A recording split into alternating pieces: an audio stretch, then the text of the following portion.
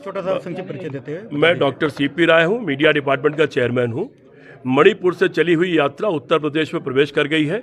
जैसे सारे प्रदेशों में भारी पैमाने पर लाखों लोग यात्रा से जुड़े हैं, उसी तरह से उत्तर प्रदेश में भी बड़े पैमाने पर लाखों की तादाद में लोग यात्रा से जुड़ रहे हैं। चंदौली से बनारस और इलाहाबाद और प्रतापगढ़ तक भी बड़े पैमाने पर लोग यात्रा से जुड़े हैं। ये यात्रा देश को बचाने की यात्रा है। संविधान और लोकतंत्र संकट में है, विदेश नीति ध्वस्त हो चुकी है, अर्थव्यवस्था ध्वस्त हो चुकी है, बेरोजगारी चरम सीमा पर है, महंगाई आसमान पर है और इन सारे मुद्दों को लेकर के राहुल जी निकले हैं। न्याय यात्रा निकली हुई है। मैं आप लोगों से अपील करने आया हूँ, राहुल जी की यात्रा कल रायबरेली आ जाएगी। मेरी आप सब लोगों से अपील है कि आप लोग हमारी यात्रा का साथ दीजिए। राहुल जी अपने लिए नहीं निकले हैं, हमारे और आपके लिए निकले हैं और हम सबका कर्तव्य है कि उनके उद्देश्यों में हम लोग उनके साथ जुड़े। राहुल जी के साथ कौन कौन आने की उम्मीद है? राहुल जी के साथ हमारे राष्ट्रीय महासचिव अविनाश पांडे जी हैं, हमारे प्रदेश अध्यक्ष अजय राय जी हैं, प्रमोद तिवारी जी हैं जो उपनेता हैं राज्यसभा में, उनकी बेटी मोना जी विधानसभा में नेता हैं वो हैं। इसके अलावा सुप्रिया श्रीनेत जो हमारी राष्ट्रीय प्रवक्ता हैं वो मौजूद हैं। जयराम रमेश जी जो राष्ट्रीय महासचिव और मीडिया है वो मौजूद हैं। और अभी जब आप आगे देखेंगे तो आगे आज की जो शाम की सभा है उसमें खड़गे साहब जो राष्ट्रीय अध्यक्ष उसमें वो भी शामिल हो रहे हैं।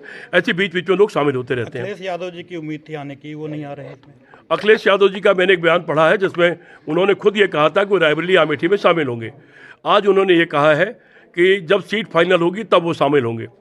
तो मेरा कहना यह है, मेरा अखिलेश जी से कहना यह है कि जब ये यात्रा शुरू हुई थी तभी सबसे अपील कर दी गई थी कि इंडिया की यात्रा है, ये देश को बचाने की यात्रा, सब लोग शामिल होइए।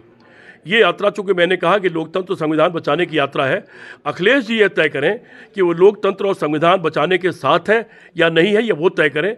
अगर वो उनके साथ है तो उनको यात्रा में, यही नहीं पूरी यात्रा में शामिल होना चाहिए उत्तर प्रदेश में। प्रियंका जी आएंगी क्या? प्रियंका जी की तबीयत खराब है, उनको आ जाना था चंदौली में ही, लेकिन उनकी तबीयत खराब है जिनकी वजह से उनको अस्पताल में भर्ती होना पड़ा।